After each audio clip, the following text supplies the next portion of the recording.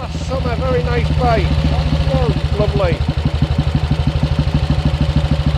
Yeah. It's going on very good. As long as you've got more to put in it, doesn't matter, does it? Cheers.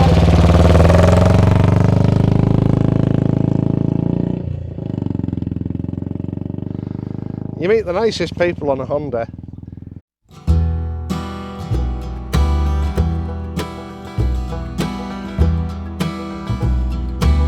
I came here because I thought it would be quiet and I wouldn't get disturbed, and it's like the M1 for tractors and heavy goods vehicles, and there's no wonder the roads are in the state they're in.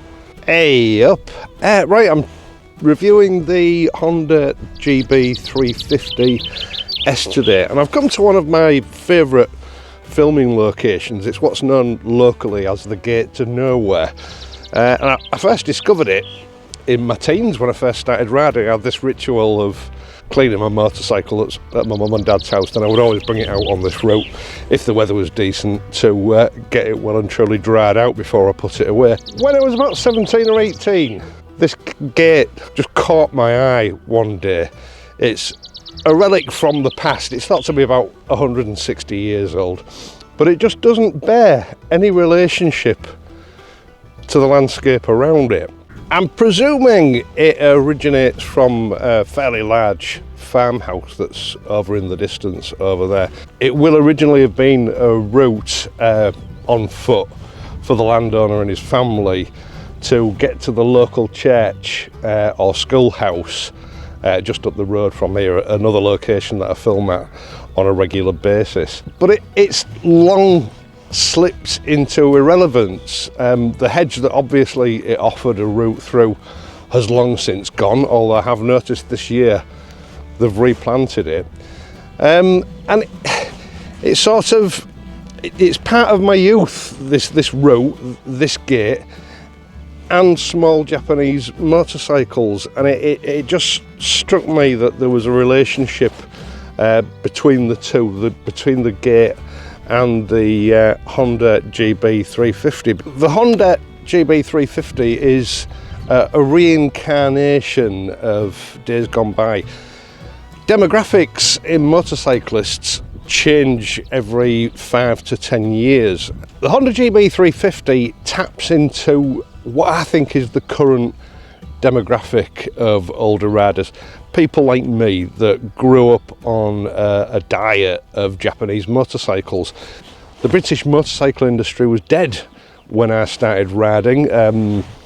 Triumph, Norton and BSA were sort of hanging on by the skin of the teeth with old irrelevant models that no one wanted anymore. And the big Japanese four were turning out what was the bread and butter of motorcycling at that time. The GB350 taps into that second golden era of motorcycling, the Japanese era, where the Japanese four had beaten everybody else at their own game.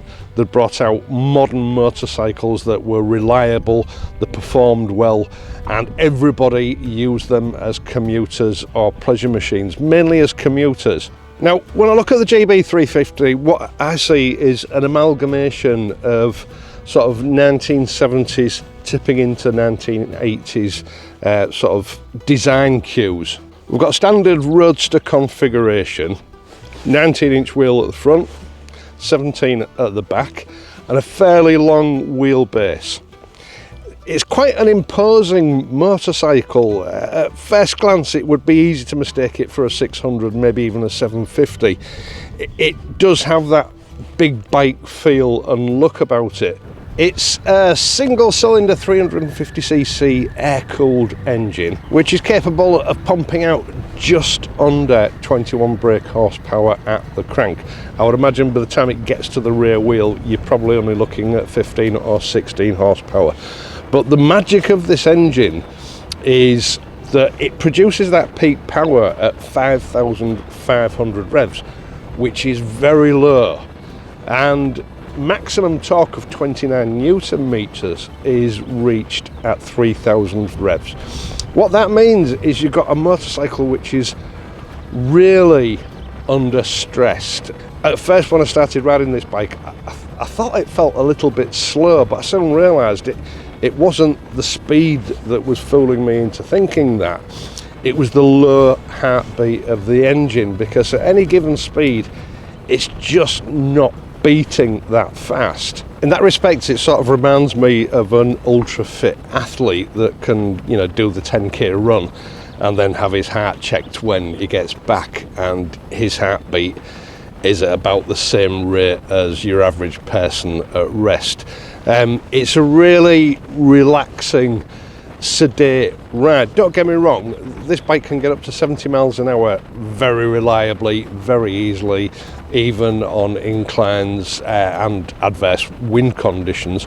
More on that in a later video. Performance from the engine wise, it's pretty much the same as most 350s that I've run in the last few years. Maybe just a little bit quicker, and I think that's down to that high torque at low revs. It's not a speed machine, obviously. It sort of gathers speed like a steam locomotive, in that you know it can do it. Nothing will stop it. It's just relentless power. It gathers speed rather than accelerates. Now, where this bike really shines is the comfort and handling department. We've got a fairly standard right way up fork setup at the front, and standard but really competent twin shocks at the rear, which are adjustable. The front isn't adjustable. We've got a fairly long wheelbase, which when coupled with that 19-inch front wheel gives you a really sure-footed, precise handling. I've been riding on these roads for over 40 years on all manner of motorcycles, and I have to say, this is the most competent, sure-footed bike that I've ridden on these roads that I can ever remember. I've explained what these roads are like. There's lots of twists and turns, and the road surface is about the worst that I've come across in my locale over the years, with some serious potholes and road subsidence. The first bike that I rode on these roads that I thought was fairly competent on them, actually, funnily enough, was the Monkey. Again, I tried this on those chasms of doom that run on either side of the road, where the farm machinery has caused the road to subside, and it just skips over the top of them without any drama whatsoever. Every other bike that I own and I've ridden, certainly since I started this channel, really struggles with those road conditions. This just takes it in its stride, and it still provides you with excellent handling into the bargain. Now, I've been riding this bike for 4 days now, just sort of 2 or 3 hours a day, nothing extreme. And I knew that the suspension was good, but I didn't appreciate at first just how good it was.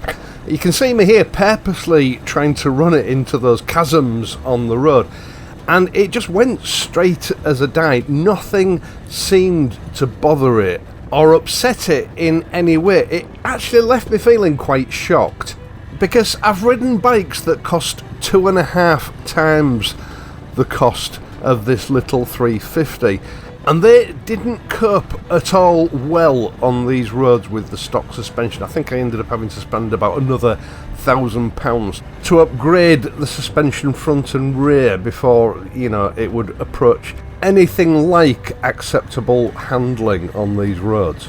But that doesn't make the Honda a one-trick pony. It doesn't just excel on bad road conditions. It's great at everything you try to do with it. The whole setup is precise and confidence inspiring. It's an absolute dream on the twisties. And if you ask me to tell you which is the best handling bike I've tested on this channel over the last 8 years, straight out of the box, this Honda GB350 is number 1, without a doubt. Now, to say I was pleasantly surprised by that is an understatement. I was actually quite shocked. We've got the wishbone type engine cradle on this bike, which was a feature of the 1970s Hondas and some of the commuters going into the 1980s. I expected that to be quite flexible, but it isn't. It's absolutely rock solid. As far as I can tell, it doesn't use the engine as a stressed member like some other bikes do. Maybe that's the key to it. It's an amazingly rigid chassis, which, coupled with the, you know, the basic configuration, the suspension, the wheel and tyre choices, it just gives exemplary handling on rough surfaces on these unclassified roads. Honda has gone for a slightly premium option when it comes to the tyres, the very well respected Metzeler Torrance Next tyres, which I always thought was a dual purpose tyre. I might be wrong.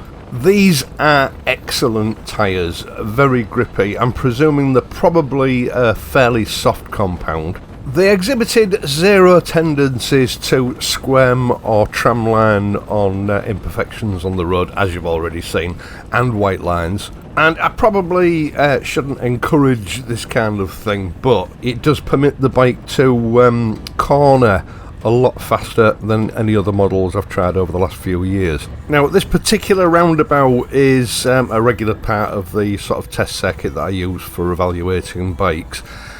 Generally speaking, on any motorcycle, 30 miles an hour is your limit while going around this roundabout. Anything beyond that, you feel like you're riding on a knife edge.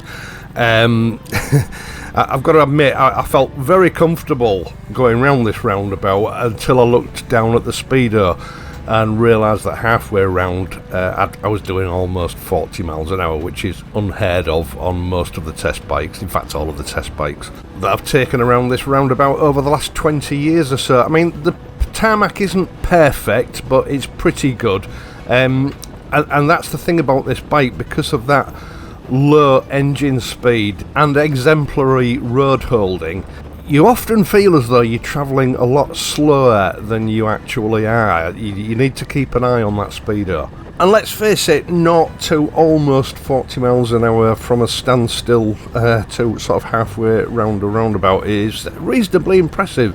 It's not to be sneezed at, especially when you consider, I was just taking it easy. The engine's mated to a 5-speed gearbox, which is smooth and very precise, with just enough feedback to let you know what's happening when you're changing gear.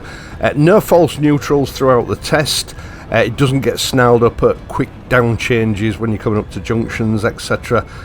Can't complain about the gearbox at all, it's perfect. And the clutch is surprisingly light. I think it's one of them there modern slipper clutches. The first two gears are quite short and closely spaced together. There is a tendency when you first ride this bike to activate the rev limiter if you try to set off too sharply. Again, this is down to the low heartbeat of the engine. I think generally speaking, on most roads you're going to be swapping between third and fourth gear most of the time. Fifth gear is very tall, and you need to be doing about 40 miles an hour before the engine will accept fifth gear. Now, it's not an overdrive because for a start it's contained within the actual gearbox. It's not an additional piece of equipment. And from 40 miles an hour, fifth gear will allow you to accelerate sedately up to terminal velocity. If you're not in a particular hurry, the engine doesn't complain, it accepts it quite readily. This tall fifth gear substantially lowers engine revolutions, and that pays you back at the petrol pump because this bike is incredibly frugal. Surprisingly, the GB350 does have an onboard fuel computer. It has real-time readout and average readout. I'm averaging 99.8 miles to the gallon. And I have to say that because of the kind of riding I've been doing on this bike so far, I wasn't trying particularly hard to achieve good fuel economy. The Honda has a 15-litre fuel tank, which equates to, are you ready for this, over 300 miles to the tank full. It cost about £18 to fill it up, but it has about twice the tank range of most 350s in this class. Braking's taken care of by Nissin disc brakes and calipers. We've got a twin piston caliper at the front, a single at the back, more or less your Standard fare for a mid to small capacity motorcycle. Nothing to shout home about. The front brake is really nice, I like that. The rear brake is adequate, but all in, I've got nothing to complain about. Now, general fit and finish on this bike is exemplary. I will be making a separate video on that, as I always do, because, you know, it's not enough to know how a bike performs. You want to know how it's put together to see whether it's worth buying. There's no point buying you know, a really well handling motorcycle if 18 months down the line it's going to be falling apart. Seating position on this bike is really neutral. I wouldn't really describe it as sporty. It is pretty much a sit up and beg stance. Really comfortable.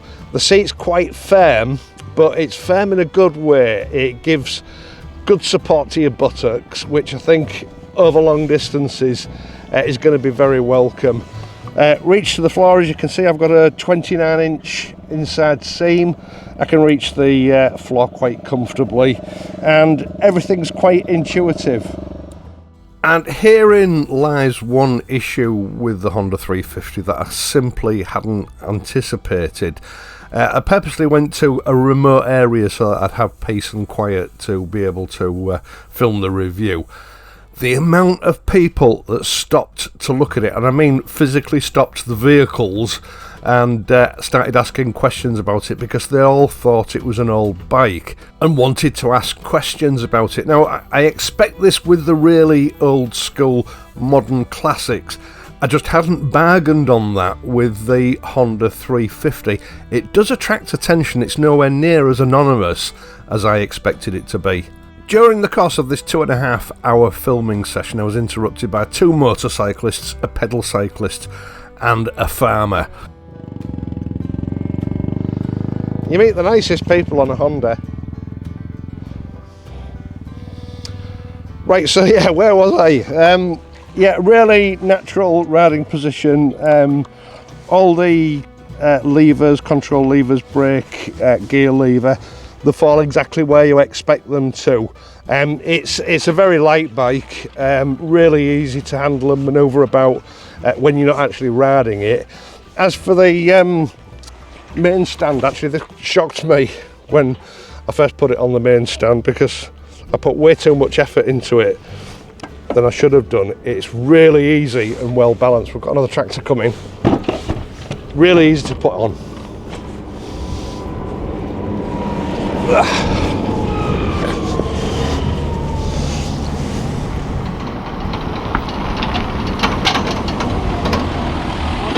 Hello there.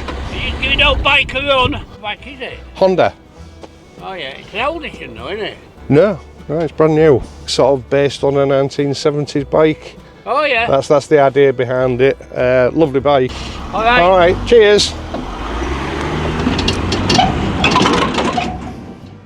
And like I said at the beginning of this video, you know, that's the point I was trying to make, the relationship between this bike and that gate. The Honda GB350s is an evocative machine. The mere sight of this bike, to anybody that grew up or lived through the 70s and the early 1980s, it reignites memories that were buried in our subconscious of a style of transport that we all saw as commonplace, you know, many decades ago. A genre of motorcycle that, you know, at the time became irrelevant. But then suddenly, seemingly from nowhere, Honda's decided that the time is right for a bike of this type, and they've produced an object of intrigue and desire. It's not just economical, reasonably priced transport. Right, servicing and warranty, oil and filter change and tappet adjustment every 4,000 miles after the first service, which is 600 miles. Tappet adjustment is a traditional lock nut tappet system, and it looks very accessible. Again, I'll cover that off in the walk around video later this week. The important news this month, April 2025, is Honda's new warranty regime. Now, all Honda motorcycles come with a standard 2-year warranty, but Honda has started a new program whereby providing you have the bike serviced at their authorised dealerships. After the second year, yearly, you can increase your warranty up to a maximum of 6 years at no extra charge. I'm pretty sure that I've got those details correct, but it may be worth just checking with your dealership at the point of purchase, just to make sure that I have got those facts right. But that makes that a groundbreaking, industry-leading warranty period on any motorcycle. No one else comes anywhere near it. Now, I do believe that this is very probably one, if not the one, the most important motorcycles that we'll see launched in 2025. And of course, we've got the prospect of the GB500 coming up, although everything's a bit hush-hush about that at the moment. These bikes are in demand. I first went to my local Honda dealership, and again, that's the beauty of these bikes over other bikes that I've been testing in recent years. Every major town or city has a Honda dealership. Availability is just a little bit limited at the moment. Now, I know that Honda allocated what they thought were going to be suitable numbers to all of their UK dealerships. Yet when I went and first inquired middle of March at my local dealership what availability was like, they told me that they'd already sold, and this is the end of the second week of March, they'd already sold their entire March stock, and they were waiting to see if they could bring some of their April stock forward, because they were still getting people wanting them. Now, the main availability issues are around the grey and the blue version. The black version, which is actually a rather nice metallic black, is a little bit easier to get. As far as I know at the moment, you're looking at about a 2-week wait. But having inquired on Friday, because I've been riding this bike for the last 4 days, and I went into my local dealership on Friday with a query. You're now looking at about a 2-month wait for those two more popular colours. I think Honda's doing everything it can to boost production to see if they can get that waiting list down, but just be aware, these bikes are in demand. It's caught Honda by surprise a little bit by the looks of it, which is a good thing. And you can't just walk into a dealership and get one within a week. There's a little bit of a wait on them. Can I ask you, please, if you enjoyed this video, please leave a like and subscribe to the channel if you're not already a subscriber. It means a lot to me, and it does help the channel to, progress. The other thing is, if you want to help out in other ways, you can do that via my Patreon page or via PayPal donations, both of which details are in the video description down below. Or you can help out through the super thanks button, which is just underneath the picture that you're watching now. Thanks very much. Right, once again, thank you so much for watching this and my other videos. I really do appreciate it. I am, of course, going to be back on Friday with the walk around on the GB350. So until then, if you're riding, please ride safely, and I'll see you soon.